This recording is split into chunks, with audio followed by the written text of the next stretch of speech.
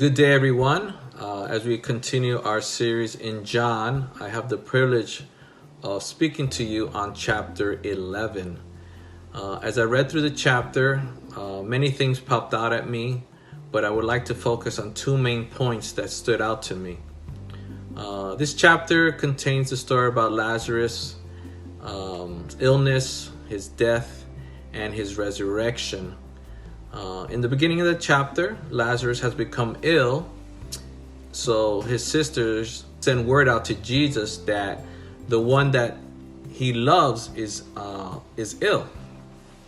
Personally, coming from a family of two sisters and one brother, I'm pretty sure that we're a very tight-knit family and that there was a close bond amongst the siblings. I know personally I would have done anything to reached out to Jesus if one of my siblings was feeling ill. So as the story goes, Jesus gets word that Lazarus is ill, but he stays 2 more days in the town that he's in. So by the time he reaches Bethany or goes out to Lazarus, Lazarus has been dead for 4 days. Personally, I don't know how I would have reacted to Jesus not getting there on time.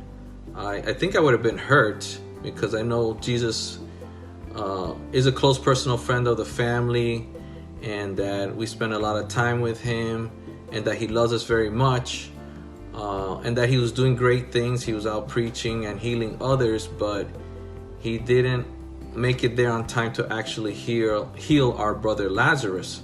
So I think part of me would have been hurt towards Jesus. But that's the great thing about God. We don't really know why things happen in our lives or why we struggle at times, but we ultimately have to trust and rely that it's for the greater good. And I'd like to read in verse 4, Jesus stated that Lazarus' illness, this sickness that he has, will not end in death. No, it is for God's glory, so that God's Son might be glorified through it. You see, Lazarus, Mary, and Martha were dear close friends to Jesus, and they believed that he was the Christ and the Son of God, and that God would have done anything Jesus asked. But in contrast, I believe that they didn't believe that he had the power over death. Which brings me to the first point of this chapter. And we see how Jesus answers the question who Jesus is. We can read in verse 25, Jesus tells Martha, says, "I am the resurrection and the life. He who believes in me will live even though he dies. And whomever lives and believes in me will never die." Now, what a beautiful declaration and promise by Jesus, that he has defeated death and has the power over it, and that even though we may die or we may not die before his return, that we will live with him forever. The second point that I got out of this chapter on who Jesus is that Jesus is empathetic. He knows what we go through in life struggles and in our disappointments and our heartaches. So as the story goes, Jesus is led to the tomb where Lazarus is laying, and we see there that once he arrives there, that Jesus begins to weep. Now, I did have a commentary in my Bible that I wanted to read on, and it goes as follows. It says, "Real men weep.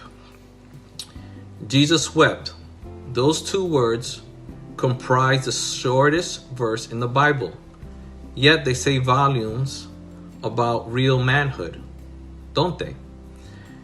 They tell us that real men love deeply, real men cry when they're in pain, and real men allow others to see their pain. Most men find it difficult to openly share their pain. After all, if they should cry, others might think they're weak or inadequate. For most men in our society, crying as Jesus did leave a sense of being uncomfortably vulnerable. Yet Jesus, during this time of intense emotion, wept. His display was such that others who saw him weeping could openly see the love that he had to Lazarus and his two sisters. Crying can bring healing and much needed emotional release. In a sense, it cleanses the soul. It also places it in a position where others can express their love to us. They can comfort us during our times of deep pain, and in so doing, reinforce the emotional connection that are imperative in strengthening the bond of friendships. So in conclusion, on this chapter, I was just very thankful that I got to see that God has the power over death and wants to live with me forever. And that I have a God who's very empathetic towards my heartaches, my anguish, and he's there when I need him the most.